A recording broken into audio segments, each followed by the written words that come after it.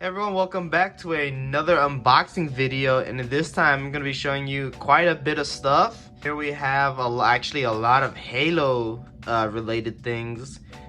We have these new, I guess they're called World of Halo figures, and something cool is that not only do we have really cool characters, but we have these new box designs. So to show you first, we have the Master Chief from Halo 5, which is pretty cool.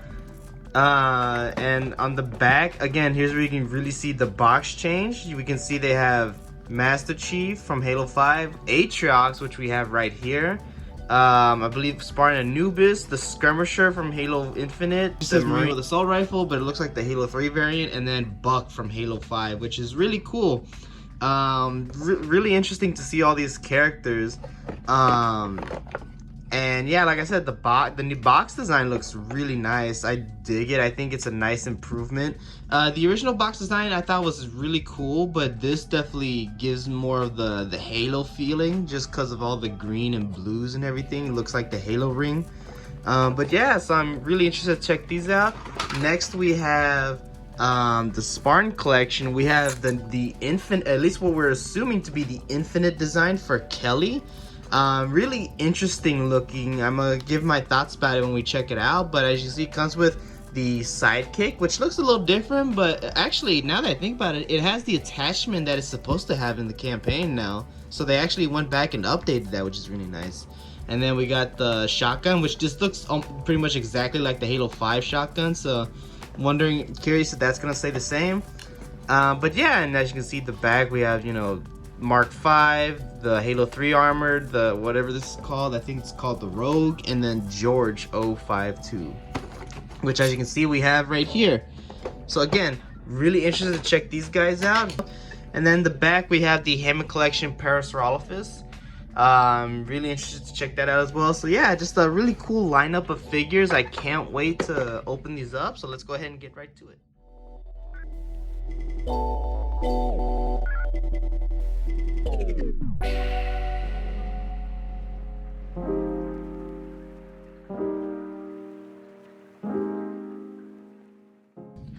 Alright, here we're going to check out the World of Halo figures. So I think first one we're going to look at is actually going to be the Master Chief, the Halo 5. And so the Halo, as we all know, if you followed Halo, the Halo 4 and 5 version of Master Chief has mostly stayed the same.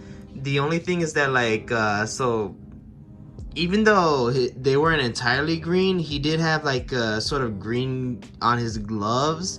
Something about the Halo 5 version is that Halo 4 version, that his entire undersuit was just black so that it contrasted the green. But in Halo 5, they decided to add more green into the undersuit, I guess, so that there's more of a 50-50 instead of just, you know, how it was in Halo 4. But yeah, now again, what also makes it Halo 5 is the assault rifle. The design stayed the same in both games, but in Halo 5, they added this green and this silver and tan. It was a cool idea. Personally, I would have liked it more if it was specifically to Master Chief. But regardless, I mean, I still really dig the design, and I think that looking at the figure, they've done a pretty solid job reimagining it and bringing it to toy form. The articulation is almost identical, and I will say, if this is a sign of what the 6-inch version is going to look like, I'm going to be very interested. They do have this cut right here, and I'm not the biggest fan of that. It's easier to hide it on the other figures because there's an actual like waist armor piece right here, where for the earlier 343 designs they just had this little piece right here protecting the stomach, but that was about it. So I guess, you know, for toy form it's okay. Honestly, this whole joint area right here just looks a little wonky, but that's more so because of the design. I mean, I'm sure they did the best they could. But there's a joint in here, and it does kind of help and twist, but again, because the design is a little hard to get it. So that's the only thing, is that again, the design's a little hard to translate into toy form, but I think they did a pretty solid job. Again, the joints are about the same. I don't think it's worth going over. You know, there's swivels and hinges and ball joints, and at first I thought the head was a ball joint, but I think it's just some kind of Maybe it is a ball joint. It's hard to tell, but it kind of has a hard time. Like he doesn't really have a good head tilt, but that might just be the neck joint. But I do know it does feel like a ball joint, so that is something new. But regardless, there's the Master Chief, and with Atriox. Now Atriox is really cool. I did not expect. Now I haven't kept up with the any. I haven't seen anyone doing any coverage of these figures releasing. So when I saw these guys at Target, I was like, whoa, what the heck? I saw Master Chief, I was like, okay, I gotta get that. And then I saw Atriox, I was like, wow. So I gotta say, one thing that I think this figure does really well is giving him silver paint. Now on the larger release, because now that we know that they're doing Arbiter, they're eventually going to do the other larger Covenant characters. One thing I would like to see on the larger version is like a dark wash to give him like kind of that dirty grunge look to make him look like he's been in battle. But with that being said, the silver really helps this guy pop. He looks awesome. I just really like it, and I mean, again, it's the same articulation, but I think the sculpting and painting just really helps this guy pop. The mace could have been done a little better as far as paint, but as far as representing what it looks like in Halo Wars and Halo Infinite, I think they did a pretty solid job. And I'm curious to see how Atriox will play, how his character will play out in possible DLCs for Infinite. Now one thing I will say is, and I'm gonna bring this, I'm gonna bring out the Mattel version for comparison. But one thing that this does differently is that instead of being on his shoulder, this armor piece is on the actual armor plate. And I didn't know if that was gonna work or not, but actually, he gets almost the same amount of articulation. Now, of course, it's still a little hindered, but it actually does get the job done. There is enough clearance that it looks natural while still being functional. Which I really appreciate. And again, sculpting and everything is really solid. Again, when I show you the Mattel version sacrificed a lot of not detail, but just a lot of accuracy for that gimmick of being able to take the armor pieces off, whereas this doesn't have that gimmick. So I think, like, especially on the shoulder pad and some other parts, you're gonna see this is definitely a little more accurate, and it makes me really excited to see what they'll do next when they bring this guy, hopefully, to the 6-inch line. Now, starting off with some comparisons, I wanted to show off just a couple figures. And here we have Escharum compared with Atriox, and Master Chief from Infinite compared to his Halo 5 version. Now, something I'm noticing off the bat, and I don't know if it's just me, but are the new figures smaller? Because I'm pretty sure Atriox is supposed to be way bigger. I mean, I imagine he might be bigger than Escharum, but I know he's supposed to be way bigger than Master Chief. At least I thought. And even when you look at the Master Chiefs here, the new one is smaller, so I'm confused there. But I don't know. And here we have the Mattel figures with the Jazzware figures. And again, I can't wait to see these guys in the 6-inch line. Or 6.5-inch line. It's gonna be really interesting to see how these guys compare, like when they're taller, to the Mattel versions. Honestly, I still like the Mattel versions, no matter what people say. I think they were good for their time, but I'm really curious to see what Jazzwares does. And yeah, and like I said with Atriox, because Atriox had this like really cool movable joint right here. So again, I'm really curious to see what Jazzwares does. But either way, I mean, I think these came out really good. And that about does it for these figures. Let's go ahead and move on to the next one. And here we have the Hammond Collection figures. And let's go ahead and take a look at, I believe, Kelly first. And yeah, it looks really interesting. Again, I believe, now this is how she looked in, I think where Kelly popped up is called the package or something like that. And I believe this is how she looked in that. So I don't know if this is supposed to be a representation of that. But judging by how it has a lot of Infinite design aspects, I'm pretty sure this is what she's gonna look like in Halo Infinite. Again, if she comes back, we gotta wait for those DLCs, which are taking a very long time to come out. But regardless, I think this came out really cool. There's not really much to go off of, again, because we haven't seen her in game yet, but if this is what she's gonna look like, I think I'm gonna be okay with it. I'm not 100% a big fan of the helmet design, but for what it is, I mean, it's pretty cool. And these little floodlights right here, they almost look a little off, but I think, again, that's part of the package design from the Halo anime, so from Halo Legends. And again, she has the shotgun and it's actually a really big shotgun. I don't know if that's how it's like in the game. I mean, but it's pretty solid. The weapons are made out of this pliable, like kind of rubbery, which it's not my favorite because as you can see with the sidekick, it's kind of already starting to warp and stuff just from me trying to peg it in, which that's another thing. To bring in a small-ish critique I have, while the sidekick looks really good, I actually dig the way it looks. Pretty, finally an accurate version of how it looks in the current game. But as you see, the peg hole is pretty small, whereas the peg itself for Kelly is shorter but also thicker. And let's see if I can try. So I tried multiple times to squeeze it in, and you can see me forcing it in there, and as you see, it's just kind of pushing itself out to where over time you're probably gonna see it kind of fall off. But regardless, it has the same, again, just like the other, just like I've said with the smaller ones, it's the same articulation, you know, double joints. There's some really cool flip over pegs with the armors. That's a gimmick I've always liked, a really cool gimmick. You know, waist joint, chest joint, although mine came loose. I'm not sure how to fix that, so again, that could be another issue critique that I have with this figure, but it pops right back on, so it doesn't bother me too bad. The shotgun's a little too big. She can't really hold it very well. The paint, it's good. It's all white and black, which is a nice contrast, but it's also, there's not really a lot of shading. But I am glad the chrome visor is back. And again, I know I showed the shotgun several times, but just to show you again, pretty solid looking shotgun. I really dig it. So yeah, not much to say about Kelly, but I do like it. It's really cool to have her character in the infinite variety. And I do think she looks good, and I do think she is nice to handle. There are some issues, but overall, I still really dig the mold, the sculpt and everything like that.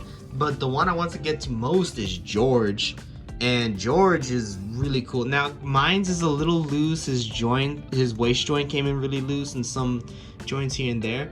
But I do like how they modified this character. He isn't just a generic Spartan mold that they just slapped a couple modifications on and call him George. Like, they actually, it felt like they designed this guy to be bigger. Like, he feels bigger than the other ones, and again, that has to do with his backpack as well. Not my favorite way to plug in the backpack. I kind of wish there was just a peg and you could just plug it in right here. As it is, there's these little two I don't know, grooves, and then you try to slot it in here, and I mean, it works, I guess, but it also kind of comes in loose, so if you shake it too much, you know, well, okay, now it wants to prove me wrong, but over time it just kind of gets a little loose and pops out. I do think the chest should pop out, or like come out a little more. I think it's a little too squished. I remember it being pretty big on George, but regardless, he still looks really good. The Gatling gun that he has in Reach, it looks fantastic. I love the detail on there. Of course, painting could always be better, because the thing is that George actually has some silver dry brushing that does make him look nice, and while the machine gun is just kind of blank. It's just blank color, or like the bland colors, but I still think it looks pretty solid, and there's some cool little details. I mean, they've put in the hose and basically everything that was on it from Reach. It's a really good representation. The color scheme on George is really spot on. Again, the articulation is actually about the same, and he can get in like poses and stuff like that. I just got him in the, you know, like he's holding the machine gun and stuff like that, and he's like hunched over. And again, I'm so glad they brought back like the chrome visors. That was so necessary for these. I think it just makes them pop out so much better. It makes them look more alive. But yeah, this is now. Oh, and one more thing. So they gave him all these awesome accessories. I don't understand why he doesn't come with a helmetless head. They've done it for every single Global Team character. I don't understand why they haven't done it for George. It makes me a little worried about Carter.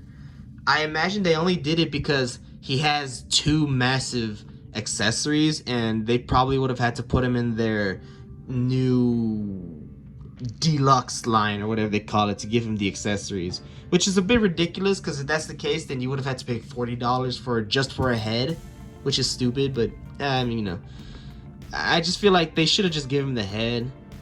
so that you could, you have the option, because he's the one that actually doesn't wear the helmet the most, I'd say. Like, he wears it in gameplay, but in cutscenes he's always taking it off. So I feel like if anyone, he should be the one with the just the regular head. But that's just me. Again, painting is pretty solid. Again, not the best, but still you can see some silver dry brushing. It just goes a little bit to give him some wear and tear that he needs, because Halo Reach was such a gritty game. But yeah, like I said, really solid figures. Really dig these. And let's go ahead and look at some comparisons here. Alright, so one of the comparisons I want to show off is, again, the Mattel Halo 5 Kelly with the Jazzwares Infinite Kelly. Or at least, again, what I'm assuming to be the Infinite version. But again, as you can see, just the massive design change. The 343 originally was going for something a lot more sleeker, and I honestly still really I don't know. I think the designs from 4 and 5 were honestly really cool. Never had that much of an issue with most of them, but it is still cool seeing a more a more kind of Bungie inspired design. And again, you can just see all the differences, and again, just both in design and also with toy companies. I mean, Mattel, again, I still think people dog on Mattel way too much. I do not think they were as bad as people made them out to be. I think just because the paint lacks a bit, that's the only reason why. But really, these figures were still really fun to mess around with. And something interesting is, again, see the shotguns. Most of the detail, I'd say, is there. This one actually has an added white stripe, which is really cool, but it's about mostly the same. But it is pretty cool, and of course this one has the bigger shotgun, but still really cool. But let's go ahead and check out some comparisons for George. Alright, and here we have Noble Team. At least most of them. All we're missing is just one character, that being Carter, and we can have all 6 characters from Noble Team. Which is very exciting. Again, when they finish this lineup, I'm really curious to see what teams they do next. If they do maybe Spartan Osiris from Halo 5, if they do Blue Team. I mean, they're already kind of doing it with Kelly, and all we need is like 2 more characters. But regardless, I'm curious to see what lineup they knew next. Alright, and there we have those Spartan Collection figures. Let's go ahead and check out the next figures. And here we have the Hammond Collection Parasaurolophus. This is based off the dinosaur from the second Jurassic Park film, The Lost World. And from what I could tell, looking at the film, it looks pretty spot on. I do think there are some differences. Like, I think this is technically the Jurassic World version, because the difference between the Jurassic World and the Lost World is that I think the Lost World had a bit of a bigger hump, and the tail's a little longer. Though that could be just a Mattel thing, because sometimes they shrink the tail so that they can balance better. Also, another thing is that so this guy can actually stand up without using his fingertips. But as you can see, his fingertips aren't touching the ground, so it can actually balance properly, and that's because of its large feet. I know the large feet has been an issue with a lot of people who collect the Mattel line, because it doesn't look natural. I don't really have that much of a problem with it. It's never really something I noticed up until people started pointing it out. But regardless, it looks really nice. I think the detail and sculpting is pretty solid. I like all the wrinkles and all the scaly detail. The face looks pretty cool. It looks a little weird, but I think that's just how it looks in the film. And in a nice little detail is that the mouth actually opens. It looks a little weird when you try opening it all the way, but if you get it to like a certain reasonable point, like, it does look kind of nice. It has this little crest right here, which again looks really cool, pretty accurate to the film. The tail has a bendy wire, just like most of the Hammond collections. I just realized there's a little hole right here. They put these little, it's on the baryonyx too in a lot of their bendy tail figures, but they put that little thing right here, and I don't know if that's supposed to do something, but it kind of brings a gap into the when you bend it. But it looks pretty cool. The painting kind of ends a little bit right here, but it's nice to see the painting kind of go beyond just the hip. And yeah, and speaking of painting, it's minimalistic, but what's there, it looks pretty cool. The articulation is good. Like, you can do that. Again, bendy tail, there's a little ball joint right here so you can move it around. Hinge joint, you can swivel them. This is a bit of a swivel. It can also kind of go out a bit. It's a little stiff, but you can hear that click right there. It can also move in and out. Hinge joint swivel, hinge joint swivel. The one thing I will say that seems kind of off about this figure to me is that there is no articulation for the leg or for these feet, which I don't know. Now I guess the hands make sense because the Baryonyx doesn't have it either, and they are kind of small, so I could guess I could kind of see why they wouldn't put it there. But I don't know, the feet, it just seems kind of off to me. It's like, why don't these move? Because when you try to get in the running pose, I guess that looks okay, but I don't know, it just looks like the foot has arthritis or something. He can't quite move it. So I don't know, maybe that's just me, but it's just something I kind of noticed. But it doesn't really take away, at least not to me. It's a pretty cool figure, and it is kind of nice to have a herbivore for a change as opposed to like any kind of carnivore or something like that. But yeah, so you know, I think that's pretty much all I had to say. So I figured let's go look at some comparisons. And here's the Parasaurolophus with the Fallen Kingdom Triceratops and the Fallen Kingdom Hammond Collection Baryonyx. So that about does it for the Hammond Collection Parasaurolophus. Pretty solid figure. I definitely recommend it. Alright, and here's the end of the video. I'm gonna go ahead and call it short because my hope was that I was at least able to find the Hammond Collection Rex, but due to it being just heavily sought after, it's been increasingly difficult to find. So I've chosen to just leave it alone. Like I said, I hope y'all enjoyed the video. And it'd be awesome if you follow my Instagram page, Giovanni Arts and Collectibles. I post pictures of stuff there for my collections, my arts, and all that stuff. So I really appreciate y'all if y'all check that out. And thank y'all for watching the video, and have a great day.